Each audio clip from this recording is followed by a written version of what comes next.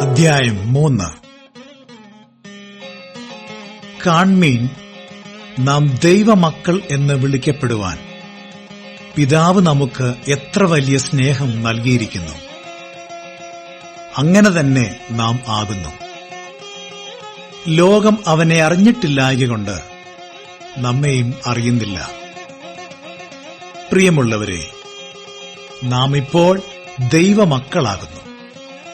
നാം ഇന്നതാകും എന്ന് ഇതുവരെ പ്രത്യക്ഷമായില്ല.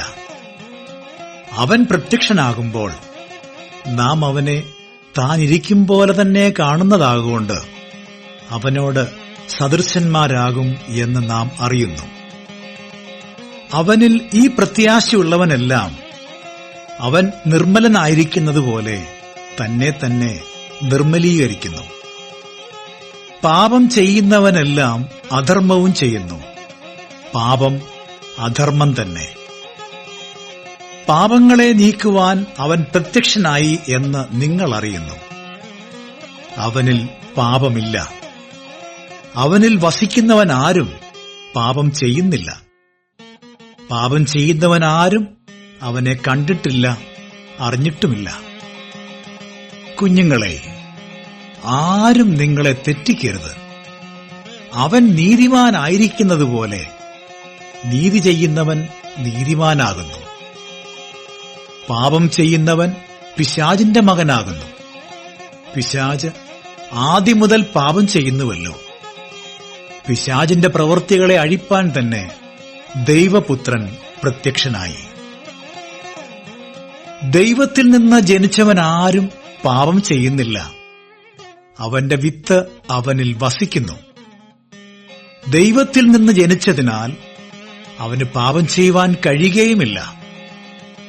ദൈവത്തിന്റെ മക്കൾ ആരെന്നും പിശാചിന്റെ മക്കൾ ആരെന്നും ഇതിനാൽ തെളിയുന്നു.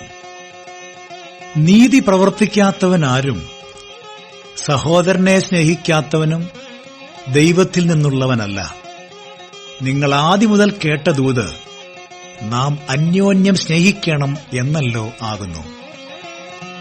കയീൻ ദുഷ്ടനിൽ നിന്നുള്ളവനായി സഹോദരനെ കൊന്നതുപോലെയല്ല. അവനെ കൊല്ലുവാൻ സംഗതി എന്ത്? തന്റെ പ്രവൃത്തി ദോഷവും സഹോദരന്റേത് നീതിയുമുള്ളതാകൊണ്ടത്രേ.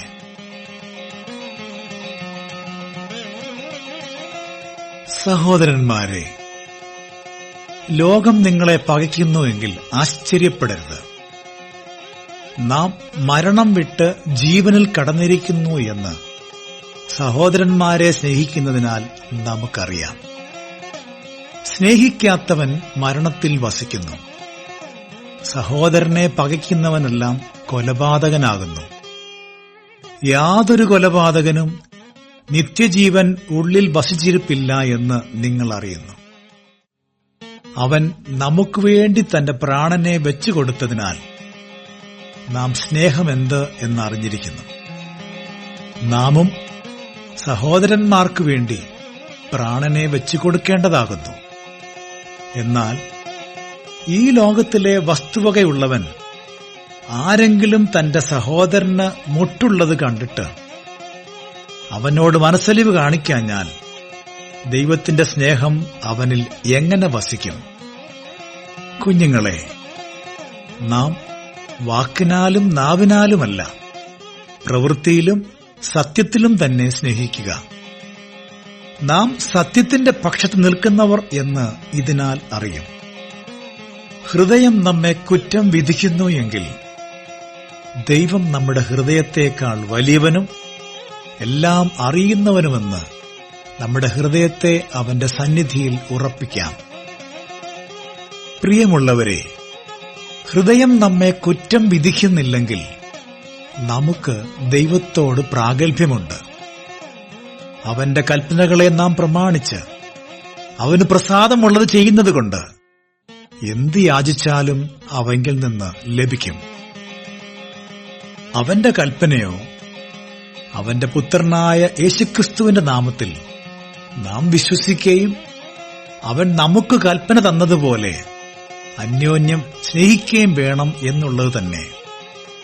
അവന്റെ കൽപ്പനകളെ പ്രമാണിക്കുന്നവൻ അവനിലും അവൻ ഇവനിലും വസിക്കുന്നു. അവൻ നമ്മിൽ വസിക്കുന്നു എന്ന് അവൻ നമുക്ക് തന്ന ആത്മാവിനാൽ നാം അറിയുന്നു.